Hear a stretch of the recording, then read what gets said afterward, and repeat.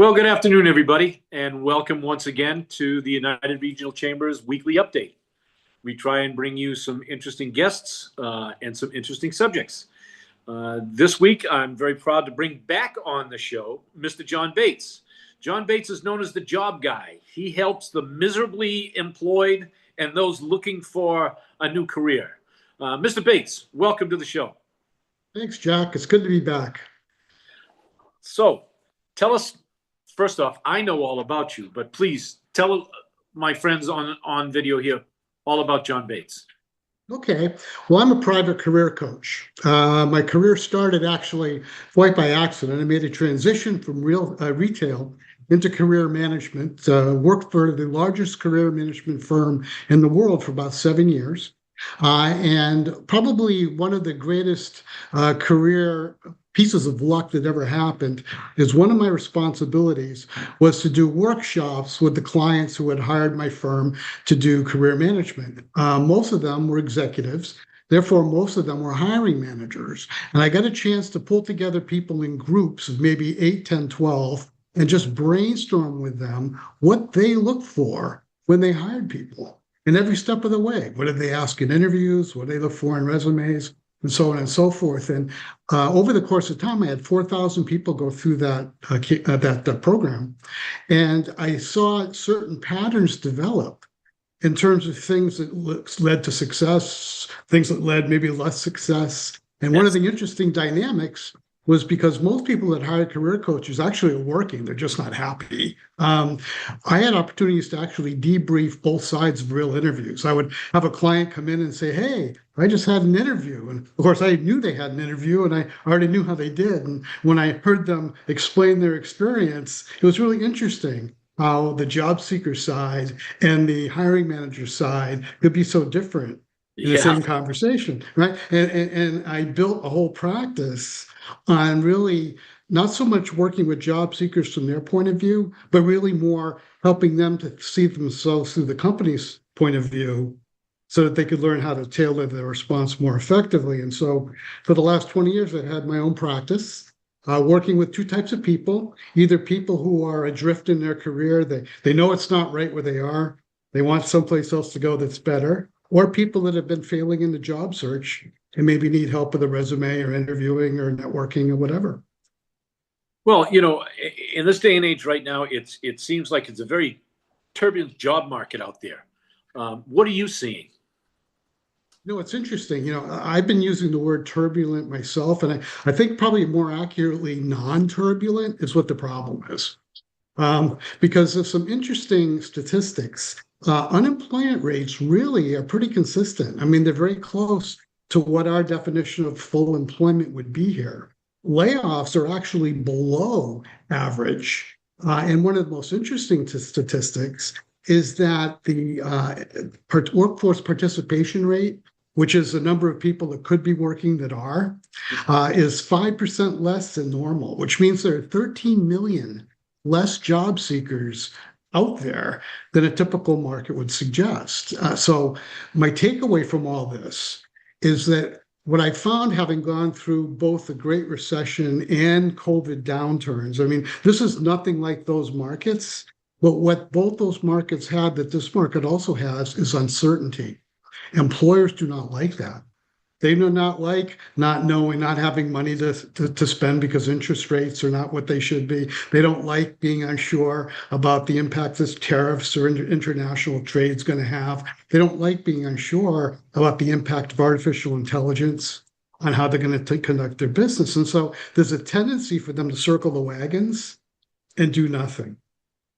Right? And that's not what we need right now. No, well, certainly not if you're looking for a job. Yeah, absolutely. Well, speaking of that, if you're looking for a job right now in 2026, what are the keys to landing a new job? Well, being proactive is always the key to landing a new job. What I have found is that most people that get new jobs are what we would call passive job seekers. I mean, the statistics show this, right? Passive job seekers mean I'm not actually looking for a job, but something comes to me. When you have an environment where there's low turnover, that means that there's going to be less opportunities falling in your lap, less people calling you saying, hey, I vacated a job that you might want, or less people calling you up and saying, hey, Jack, I just landed this great gig, they need more people. So you don't have that dynamic, which means you can't afford to wait for an opportunity to come towards you. You've got to be able to start thinking a little bit differently and looking more at hiring trends, looking at dynamics of where a company may have a need. And there are typically two things that drive the need for a company to hire a person. One of them is I just lost somebody. And the other one is that my business is in a place where I'm looking to grow to a different place and I just don't have the people to get there, whether that's a physical place, or whether it's a strategic functional area of expertise. And so really smart job seekers learn to think of themselves more in terms of what would necessitate the need to hire, what would the events be that would create a vacancy, target those events so that they don't become victims to this whole quagmire of applying online and being ghosted.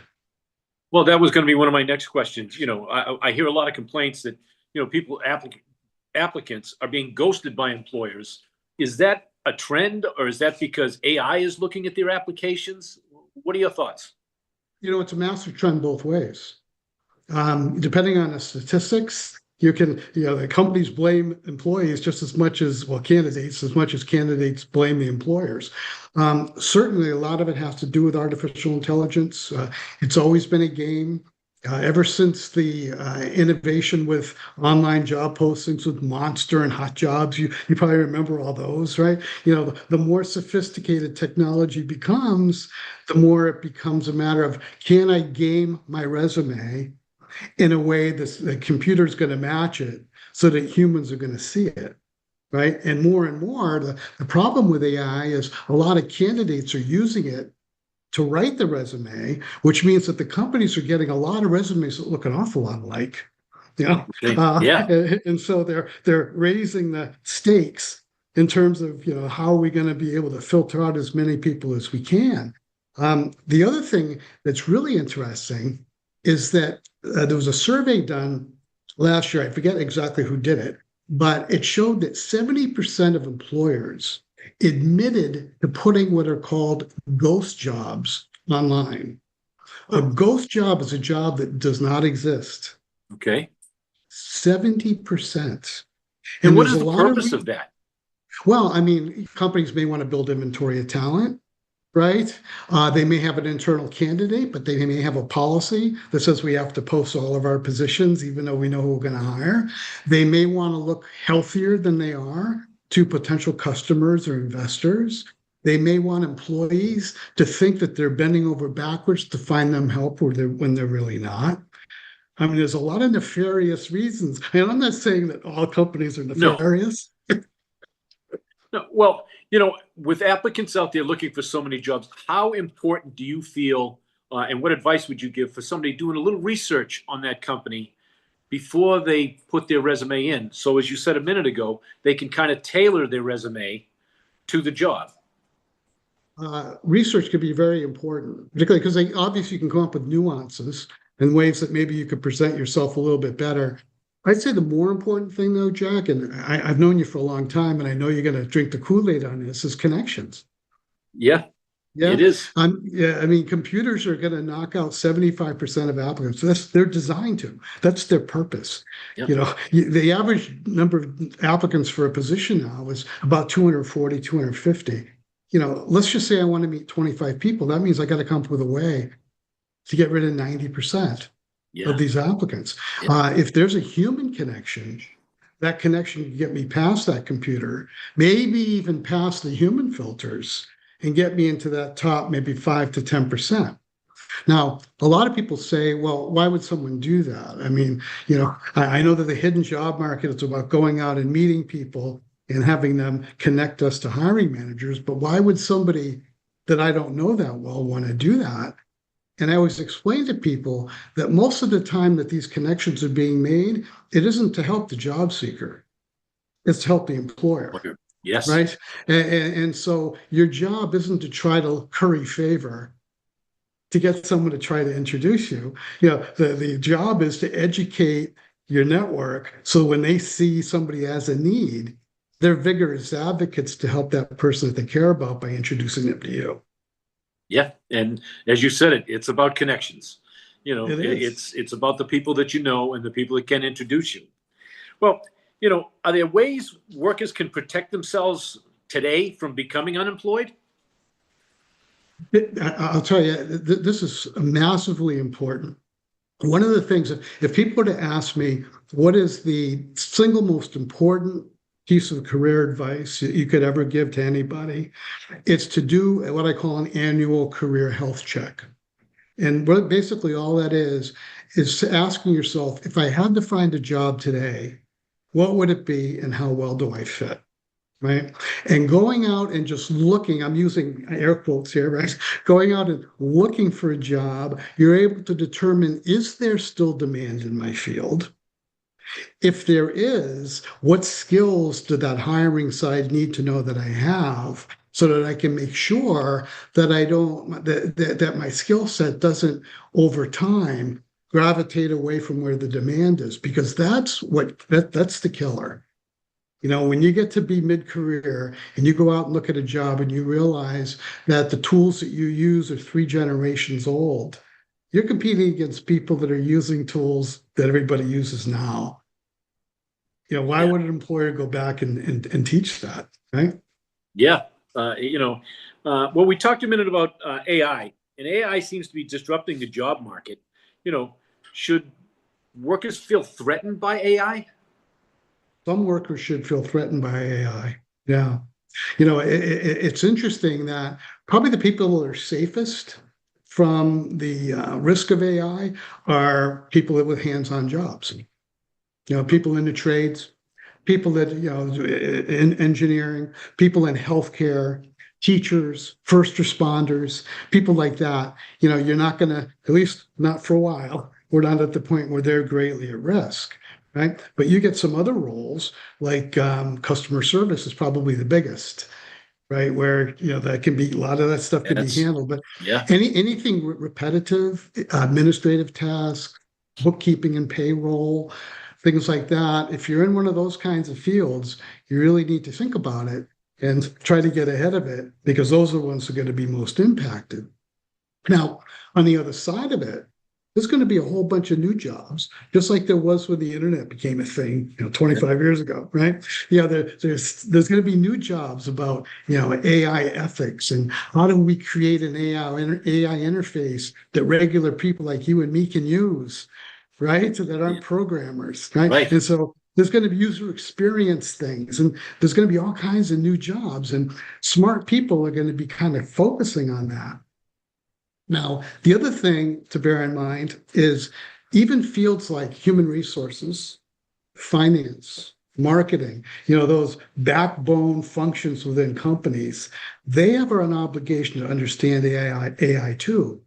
Because even though AI may not replace them, using AI is going to be an essential tool in doing any of those functions. And smart people are the ones that go out and make sure that they're upskilling so that they're using the right kind of tools so that they can show how they can add value to AI, not how they can be replaced by AI.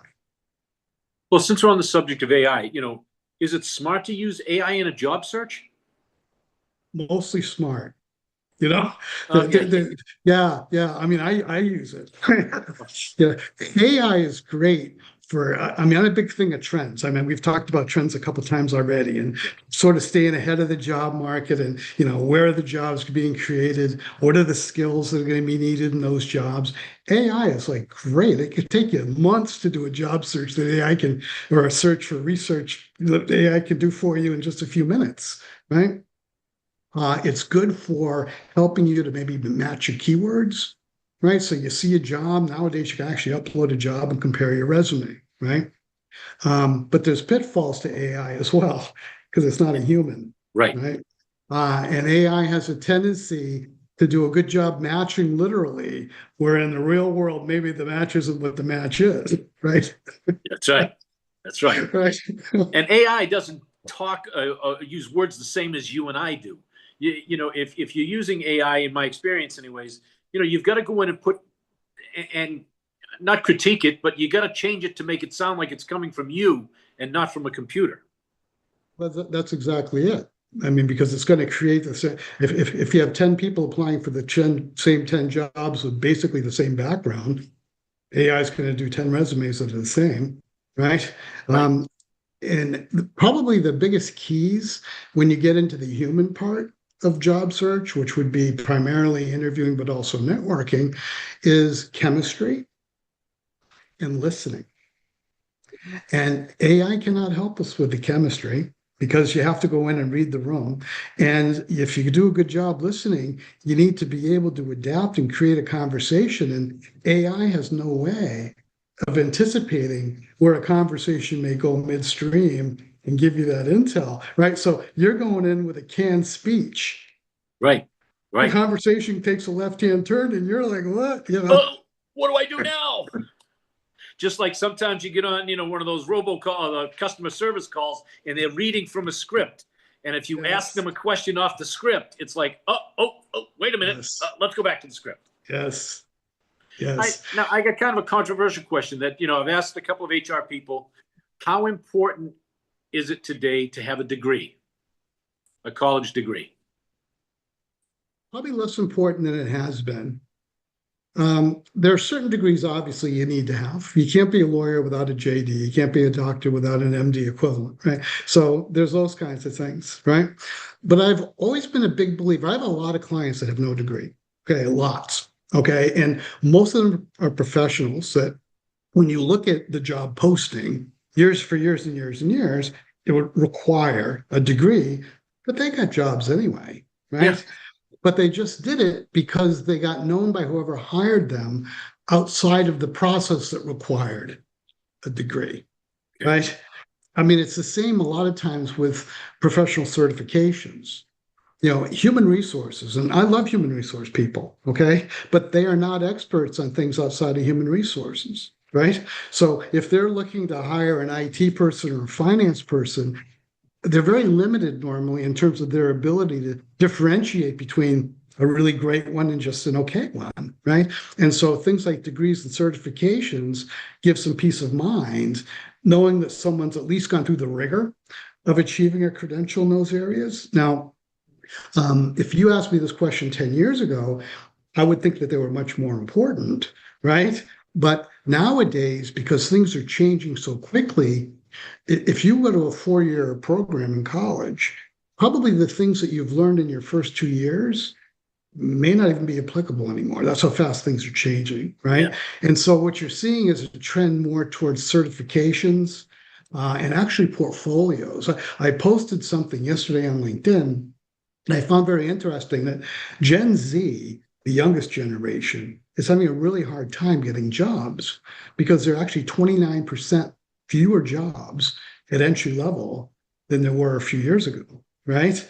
And part of it is that companies are now looking for more demonstrated skills than just that I learned this program in school. So things like a portfolio or being able to demonstrate projects becomes more important at entry level.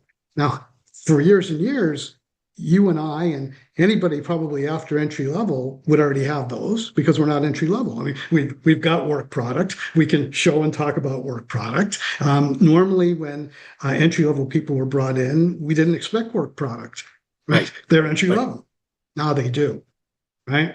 A lot of this has to do, I think, with COVID and the fact that a lot of Gen Z remote learners, they don't necessarily have as well developed social skills and interpersonal skills and flexibility and all those things, unfortunately, right? And so a lot of employers have had bad experiences with ramping them up, right? Yeah. And so being able to demonstrate that you have successful projects really at any career stage, particularly at entry level, becomes much more important. Well, earlier we talked a little bit about the hidden job market. And, tell us a little bit about the hidden job market. The hidden job market simply means that most people get jobs by having a human connection, right?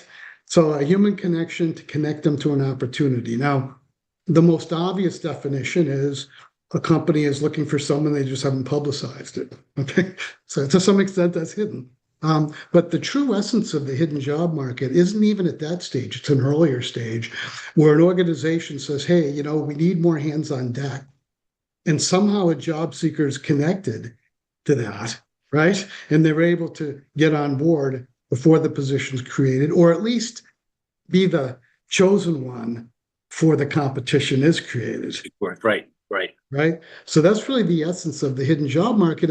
And to execute it well, it requires you to think really differently about two things. One is, rather than thinking about yourself as the occupier of a position, you want to think about yourself more in terms of what would create the need for someone to hire me to begin with.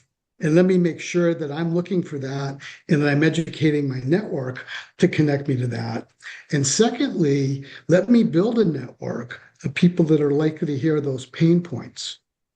And thinking about this opens up a whole new avenue of networking, because most people think of networking connections as a person that will hire them or the peer who will recommend them to their boss, right? And those are certainly all good. Yep. But the better connections in my mind, particularly as you become more senior, are people who are likely to hear of the pain points, right? But may not even work in an organization, right? So, I mean, if I'm a English company looking to establish business in the United States, right? You want to think about what kinds of people would know those kind of people that have that need. Right. So they can connect you at that point. Well, as we come to a close today, have you got a few tips for job seekers? Well, hire me. That's the easiest one. How about a little more than that? Yeah, no. A good career campaign, a good job search runs on two tracks. Right. One is the published market track. And, I've done a lot of disparaging of the online application process, right? But we shouldn't abandon it. And statistically, 25% of people do get jobs by applying for them. It's just we need to be smart about how we're doing it and making sure that when we're building our resume or we're building our LinkedIn profile, that we're building it based on the job we want next, not the job we want to leave behind. Right. But the second part of it is making sure that there's balance, a little bit of networking, a little bit of building relationships with people who can perhaps get you ahead of that market or help you work around the computers. Doing those two things, you'll be in good shape. Well, awesome. John Bates, the job guy. Thanks for joining me on the show today. I appreciate your insight as always. John and I have known each other for a little while. And I truly appreciate that. I know many people who have worked with John and gotten some very successful positions. So, John Bates, the job guy, thank you. Big shout out to the team over there at AACS, Austin and Jim Jones, putting up with me every week. We appreciate you. John, hang tight. And Austin, here we go.